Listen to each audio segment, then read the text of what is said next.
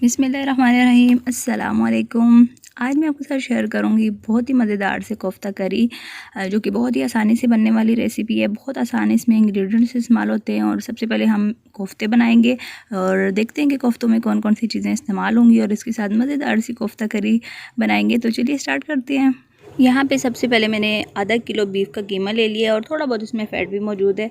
तो कोफ्ते बनाने के लिए सबसे पहले जो इस चीज़ का ख्याल रखा जाता है वो कीमा है। कीमे का बारीक पिसा हुआ होना बहुत ज़्यादा ज़रूरी है। और ये मैंने मशीन में से 3 दफ़ा निकलवा लिया है।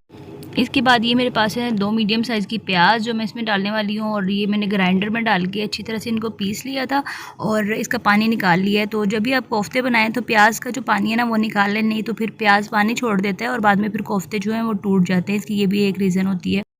उसके बाद में मैं डालूँगी इसमें 1 खाने का चम्मच भर के लहसुन और अदरक का पेस्ट। और लहसुन अदरक डालने के बाद तकरीबन 3 से 4 बारीक वाली हरी मिर्चें ही मेरे पास और ये बारीक कटी हुई हैं, ये मैं डाल दूँगी इसमें। और इसके साथ ही 3 से 4 सुरख मिर्च जो है ये बारीक कटी हुई, ये मैं डाल दूँगी। अगर आपके पास ये ना हो तो आप हरी मिर्चें डाल सकते हैं, ये ऑप्शनल है। और इसके साथ जो नेक्स्ट चीज़ है वो है सूखा धनिया भुना हुआ और पिसा हुआ, ये 1 खाने का चम्मच भर के मैं इसमें डाल दूँगी। और इसके बाद जो है ये है मेरे पास भुने हुए चने का पाउडर, ये 2 खाने के चम्मच है। भुने हुए चने जो हैं ये कोफ्तों को टूटने से बचाएगा ये इसका पाउडर। अगर आपके पास ये ना हो तो आप 2 खाने के चम्मच बेसन डाल दें या फिर 1 से 2 ब्रेड जो है पिसी हुई ये डाल दें, ठीक है, या ब्रेड क्रम्स भी डाल सकते हैं। और आधा चाय का चम्मच ये मेरे पास गरम मसाला है, 1 चाय का चम्मच कुटी हुई मिर्च, आधा चाय का चम्मच हल्दी, इससे कलर बहुत अच्छा आएगा। और 1 चाय का चम्मच जो है ये भुना हुआ और कूटा हुआ सफ़ेद ज़ीरा, 1 चाय का चम्मच या हस्ब ज़रूरत नमक डाला है मैंने। और आधा चाय का चम्मच मैं डाल रही हूँ इसमें सुरख मिर्च हम कम इस वजह से डाल रहे हैं क्योंकि हमने हरी मिर्चें भी डाल रही हैं, तो इस चीज़ का आपने ख्याल रखना है। और नेक्स्ट जो है ये काली मिर्चें, ये 1/4 चाय का चम्मच मैंने डाली है। और इसके बाद ये अंडा एक लेके मैंने अच्छी तरह से फेंट लिया और इसको आधा अंडा जो है ये फेंटा हुआ मैंने इसमें डालना है, क्योंकि आधा किलो हमारे पास कीमा है। अगर आपके पास 1 किलो हो तो आप उसमें पूरा अंडा डाल सकते हैं, ठीक है। और ये तमाम चीज़ें डालने के बाद अच्छी तरह से हम इनको मिक्स करेंगे। कोफ्ते की मिक्सचर को अच्छी तरह से मिक्स करने के बाद मैं आधे घंटे के लिए इसको फ्रिज में रख दूँगी ताकि ये थोड़ा सा सेट हो सके और उसके बाद कोफ्ते हमारे अच्छे से बन सकें। अच्छा, यहाँ पे मिक्सचर बनाते हुए आपने एक चीज़ का ख्याल रखना है कि ये जो मिक्सचर है कीमे का ये थोड़ा सा सख्त होना चाहिए, पतला नहीं होना चाहिए। अगर आपको पतला लग रहा हो तो उससे क्या होगा कि कोफ्ते टूट जाते हैं। तो आपने क्या करना है, अगर बिलफर्ज हो भी जाता है तो तकरीबन 3 से 4 खाने के चम्मच बेसन या भुने हुए चने का पाउडर आप इसमें डाल सकते हैं। तो इस तरह से आपके कोफ्ते जो है वो टूटने से बच जाएंगे। आधा घंटा अच्छी चीज़ रेस्ट देने के बाद यहाँ पे मैंने कोफ्ते निकाल लिए और इनको मैं कोफ्ते की शेप दे रही हूँ। आप जिस भी साइज़ के बनाना चाहें, छोटे या बड़े, आप अपनी मर्ज़ी से बना लें, लेकिन मैं यहाँ पे थोड़ी सी बड़े साइज़ के कोफ्ते बना रही हूँ। यहाँ पे हमारे कोफ्ते जो हैं ये तैयार हो चुके हैं और आधा किलो कीमे से ये मेरे पास 11 कोफ्ते बने हैं। तो अब हमने क्या करना है, इनको फ्राई करना है। यहाँ पे एक फ्राई पैन में मैंने ऑयल गर्म होने छोड़ दिया था। जब ऑयल गर्म हो जाएगा तो इसमें मैंने तमाम कोफ्ते डाल दिए हैं। और कोफ्ते डालने के बाद इसकी जो टाइमिंग है तकरीबन 7 से 8 मिनट इसको लगेंगे। 2 से 3 मिनट दरमियानी आग पे हम एक साइड से फ्राई करेंगे और उसके बाद 2 से 3 मिनट जो है दूसरी साइड से फ्राई करेंगे। और एंड वाला जो 1 मिनट बचेगा उसमें हमने थोड़ी सी आग को तेज़ करके तो इनको कलर दे लेना है। तो यहाँ पे तकरीबन 7 मिनट गुजर चुके हैं और कोफ्ते जो है हमारे बहुत अच्छे से फ्राई हो रहे हैं। और अब यहाँ पे मैंने आग को तेज़ करके तो यहाँ पे इनको कलर दे लिया है। सारी साइडों से कोफ्ते हमारे अच्छे से फ्राई हो चुके हैं। इनको मैंने निकाल लिया और ये इनके फाइनल लुक है। इसको आप चाहें तो एज इट इज़ इसको फ्रीज़ कर सकते हैं, लेकिन यहाँ पे मैं बनाऊँगी इसकी करी। तो एक पैन में मैंने 1 कप कुकिंग ऑयल गर्म होने छोड़ दिया है। तो इसमें 3 से 4 मीडियम साइज़ की मैंने प्याज डाल ली है।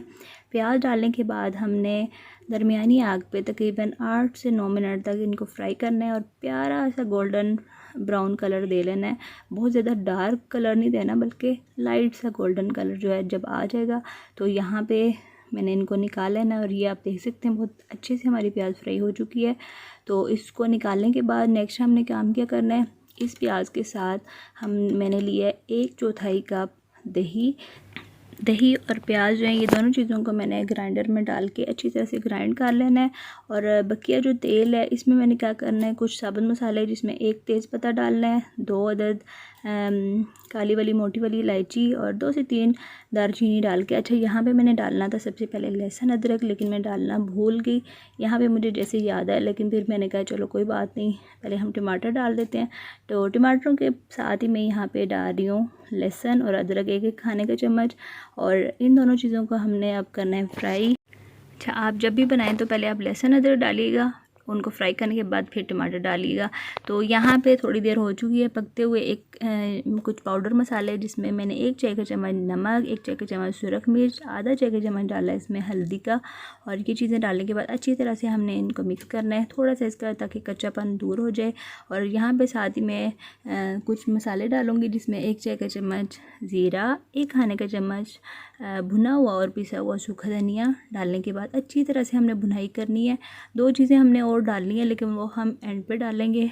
तो ये अच्छी तरह से जब इसकी भुनाई हो चुकी है, तो यहाँ पे मैं डाल रही हूँ दही और प्याज का मिक्सचर। ये डालने के बाद अब हमने करनी है इसकी अच्छे से भुनाई, तकरीबन 7 से 8 मिनट हमने इसकी भुनाई करनी है। और ये आप देख सकते हैं बहुत अच्छे से हमारा दानेदार सा जो इसका मसाला है ये तैयार हो चुका है, और ऑयल जो है ये भी हमारा बाहर आ चुका है। तो इसका मतलब है कि मसाला बहुत अच्छे से भुन चुका है। तो इसी स्टेज पे मैं डाल दूँगी इसमें कोफ्ते, और ये आप कोफ्ते देख सकते हैं। कोफ्ते डालने के बाद 2 से 3 मिनट तक हमने कोफ्ते और मसाले को इसकी भुनाई करनी है।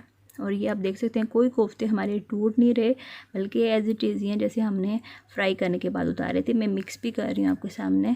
तो तकरीबन 3 मिनट तक हमने मसाले को और कोफ्तों को इसकी भुनाई करनी है। तो यहाँ पे तकरीबन 3 मिनट गुजर चुके हैं। अब हमने जो इसकी करी तैयार करनी है उसके लिए पानी डालना है। तो यहाँ पर एक बड़ा मग जो है ये मैंने हाफ़ लिया है, तो ये डाल दिए। और आप जब भी बनाएं तो आप अपने फैमिली के लिहाज से या अपने टेस्ट के लिहाज से जितनी आपने इसकी जिस तरह से करी बनानी है तो उसकी एडजस्टमेंट कीजिएगा। अच्छा जी, पानी डालने के बाद अच्छी तरह से मिक्स किया, और जब इसमें उबाल आ जाएगा तो मैं ढक्कन से ढक के तकरीबन 7 से 8 मिनट तक बिल्कुल दरमियानी से भी कम आग करके तो इसको पकने छोड़ दूँगी, क्योंकि हमारे कोफ्ते तो फ्राई हैं, इनको गलाने वाला कोई काम नहीं है। तो 7 से 8 मिनट जब इसमें गुजर जाएंगे तो उसके बाद ढक्कन को मैं हटा दूँगी। और इसमें 1 से 2 जो चीज़ें डालनी हैं उसमें 1 चाय का चम्मच कसूरी मेथी, इसका बहुत अच्छा टेस्ट आता है, और आधा चाय का चम्मच गरम मसाला डालना है। अच्छी तरह से हमने इसको मिक्स करना है। और उसके बाद तकरीबन 3 अदद हरी मिर्चें डालनी हैं, और साथ ही मैं डालूँगी इसमें 1 खाने का चम्मच भर के हरा धनिया कटा हुआ। ये डालने के बाद अच्छी तरह से मिक्स करेंगे और तकरीबन 3 मिनट तक इसको दम पे छोड़ देंगे, ताकि तमाम चीज़ों का फ्लेवर जो है इसमें आ जाए। और यहाँ पे आप देख सकते हैं हमारा जो कोफ्ता करी है बिल्कुल रेडी हो चुकी है, और इसका टेक्सचर जो है आप चेक कर सकते हैं। अब मैंने क्या करना है, इसको डिश आउट करना है, और उसके बाद फिर मैं आपसे मिलती हूँ।